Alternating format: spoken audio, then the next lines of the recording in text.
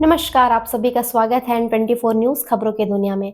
आज हम आपके सामने एक खास रिपोर्ट लेकर के प्रस्तुत हुए हैं। आप सभी को बताना चाहेंगे कि दुर्ग भिलाई में कुछ दिनों पहले से एक खबर बहुत ही ज्यादा चर्चा का विषय बना हुआ है।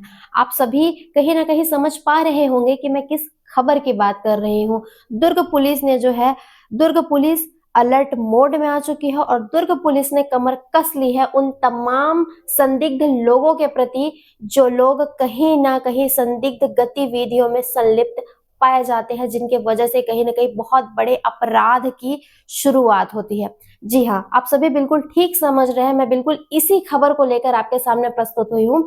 आपको बताना चाहेंगे कि 14 दिसंबर से दुर्ग पुलिस के द्वारा दुर्ग भिलाई के तमाम जगहों पर छान मारा जा रहा है। एक अभियान दुर्ग पुलिस की तरफ से शुरू किया गया है, जिसमें प्रत्येक ऐसे संदिग्ध लोगों के खिलाफ दुर्ग पुलिस कार्रवाई कर रही है। 14 दिसंबर से दुर्ग पुलिस के द्वारा एक अभियान चलाया जा रहा है, जिसमें एसपी जितेंद्र शुक्ला के द्वारा साफ तौर पर सभी पुलिस थानों में निर्देशित किया गया था कि आसपास के जितने भी लोग हैं, जितने भी मुसाफिर हैं, उनके सभी प्रकार के दस्तावेजों को की जांच की जाए और इन बातों की पुष्टि की जाए कि वाकई में वे लोग छत्तीसगढ़ के निवासी है या नहीं। कहीं ऐसा तो नहीं कि बाहर से आकर संदिग्ध गतिविधियों में ये लोग लिप्त है और किसी प्रकार के आपराधिक मानसिकता के साथ यहाँ रह रहे हैं और किसी बड़ी आपराधिक घटना को ये अंजाम देने के लिए तो नहीं आए हैं। इसी कड़ी में 14 दिसंबर को जब दुर्ग पुलिस के द्वारा यह अभियान शुरू किया गया, सर्चिंग ऑपरेशन शुरू किया, जिसमें आप सभी को बताना चाहूंगी कि 14 दिसंबर को लगभग 500 लोगों के खिलाफ दुर्ग पुलिस के द्वारा कार्यवाही की गई। जब कड़ाई से पूछताछ की गई, जिसमें साफ तौर पर पाया गया कि बांग्लादेशी और रोहिंग्या जितने लोग हैं वो यहाँ पर आकर अपनी पहचान छुपाकर रह रहे हैं। आप सभी को ज्ञात होगा कि बांग्लादेशियों और रोहिंग्याओं के साथ साथ अन्य देशों से भी आए ये लोग हो सकते हैं जो अपनी पहचान छुपाकर यहाँ पर रह रहे हैं और किसी भी प्रकार की गतिविधियों में इनकी संलिप्तता पाई जा सकती है, जिसकी पूरी पूरी संभावना है। इन चीजों को देखते हुए दुर्ग पुलिस ने साफ तौर पर कह दिया है कि जितने भी संदिग्ध लोग हैं, चाहे वो रास्ते पर भीख मांगने वाले लोग ही क्यों ना हो, इन सभी की पहचान जरूर की जाएंगी। इन सभी के जो दस्तावेज है ये खंगाले जाएंगे। साथ ही झुग्गी झोपड़ी एरियाओं में भी दुर्ग पुलिस लगातार जा रही है और लोगों के दस्तावेज को लगातार खंगाल रही है। आप सभी को बताते हैं कि जिस प्रकार से दुर्ग पुलिस ने क्या कुछ हमसे साझा किया, अभी आप बाइट के माध्यम से ये देखेंगे। भिखारियों के लिए भी इसी प्रकार की प्रक्रिया है, जैसा अभी हम लोगों ने अपराध नियंत्रण से बोला कि उनकी मुसाफरी और उनका डिटेल हमारे पास होना चाहिए। उसको देखकर हम सभी ऐसे जो सड़क के आसपास भिक्षावृत्ति करने में इन्वॉल्व लोग रह रहे हैं, उनके रिकॉर्ड मेंटेन करने के लिए थानों को बोला गया है। साथ ही साथ समाज कल्याण विभाग के साथ एक ज्वाइंट ऑपरेशन चला के भिक्षावृत्ति के लिए उन्होंने शेल्टर होम भी बनाए हुए हैं। तो ऐसे जो लोग भी पकड़ में आ रहे हैं जो वैलिड है, जो इसी जिले के हैं और कहीं ना कहीं उनका जो आईडी है वो सब प्रूव्ड है, तो उनको उन शेल्टर होम्स में रखा जा रहा है। बाकी ऐसे लोग जो बाहरी हैं, जिनका कोई भी यहाँ पे मुसाफरी नहीं दर्ज है या वेरिफिकेशन नहीं, उनको उनकी जगह पे वापस भेजा जा रहा है। आइए इन विषयों पर डिटेल में बात करते हैं। दरअसल 14 दिसंबर को लगभग 500 से अधिक नागरिकों के विरुद्ध 128 बीएनएसएस के तहत प्रतिबंधात्मक कार्यवाही की गई। दुर्ग पुलिस के द्वारा जब मुसाफिरों की जांच की गई तो तमाम ऐसे लोगों को चिन्हांकित करके देखा गया, बारीकी से इनके ऊपर नजर रखी गई। जैसे फेरी वाले जो लोग होते हैं, स्पेशली अस्थायी डेरा वाले लोग होते हैं, झुग्गी बस्ती के लोग होते हैं, श्रमिक बस्तियों के लोग, railway station, bus stand, transport Nagar, हथखोज क्षेत्र, सेक्टर एरिया, अन्य चिन्हांकित जगहों पर दुर्ग पुलिस के द्वारा कार्यवाही किया गया, जिसके तहत वहां पर रहने वाले लोगों का आधार कार्ड, राशन कार्ड, परिचय पत्र को चेक किया गया एवं क्रॉस वेरिफिकेशन किया गया। जो लोग अन्य प्रदेश या क्षेत्र के थे लेकिन पुलिस थाना चौकी में किसी प्रकार की कोई सूचना नहीं दिए थे और पूछताछ करने पर भी कोई संतोषजनक जवाब नहीं दिए, ऐसे लोगों के विरुद्ध प्रतिबंधात्मक कार्यवाही दुर्ग पुलिस के द्वारा की गई।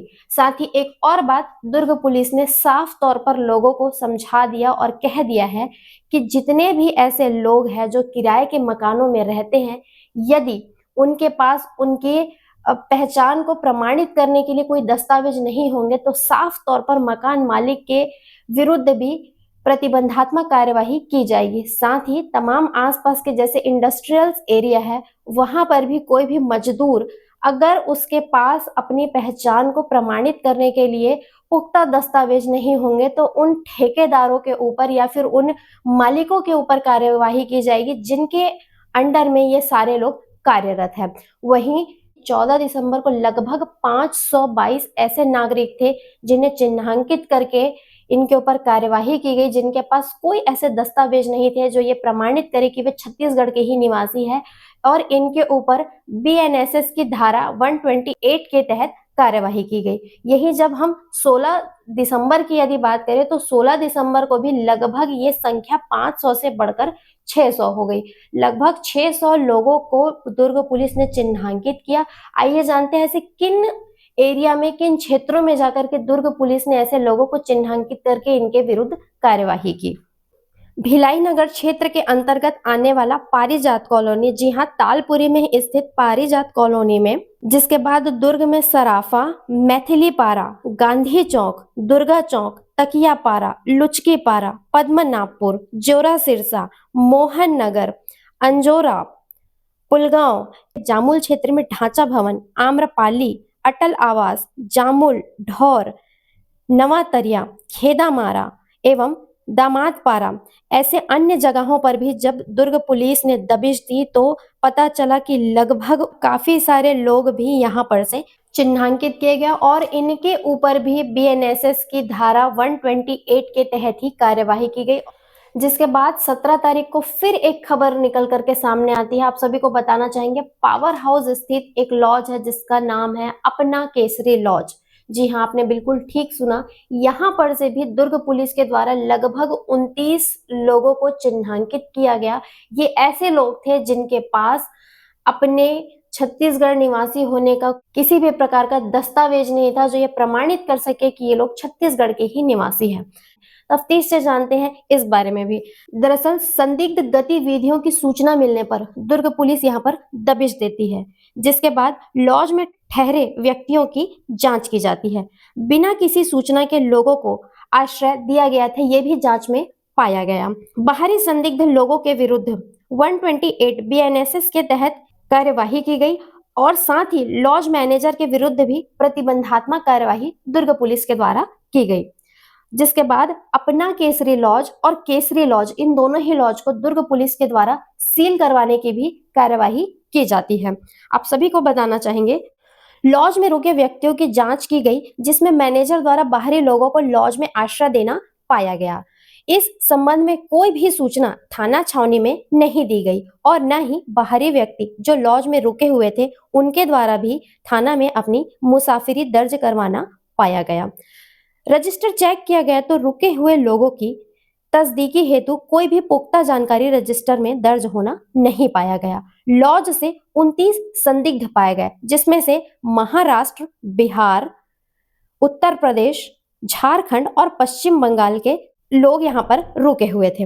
आप सभी को बता दें कि केसरी लॉज के मैनेजर संजीव गुप्ता एवं अपना केसरी लॉज के मैनेजर हर्षदीप सिंह के विरुद्ध धारा 170 बीएनएसएस के तहत प्रतिबंधात्मक कार्यवाही की गई, जिसके बाद उन्हें जेल में दाखिल किया गया। लॉज में संदिग्ध गतिविधियां संचालित करने के संबंध में थाना प्रभारी छावनी द्वारा अनुविभागीय दंडाधिकारी को अपना केसरी लॉज एवं केसरी लॉज को सील किए जाने हेतु प्रतिवेदन भेजा गया। जिसके बाद दुर्ग पुलिस के द्वारा लगातार चलाया जा रहा है इस अभियान में 18 दिसंबर यानी आज की डेट में फिर से एक खबर निकल करके सामने आई, जिसमें उतई के पास एक इंडस्ट्रियल एरिया है जहां पर आरा मिल में लगभग 7 ऐसे लोग मिले हैं जो असम के रहवासी हैं। आप सभी को बता दें, उतई थाना क्षेत्र में संचालित प्लाईवुड फैक्ट्री मारुति सीजनिंग एवं केमिकल वुड तथा पांडे आरा मिल उतई में बाहर से आए मजदूरों के संबंध में जानकारी प्राप्त होती है दुर्ग पुलिस को, जिसके बाद प्लाईवुड फैक्ट्री और आरा मिल का निरीक्षण कर प्रवासी मजदूरों से पूछताछ की गई।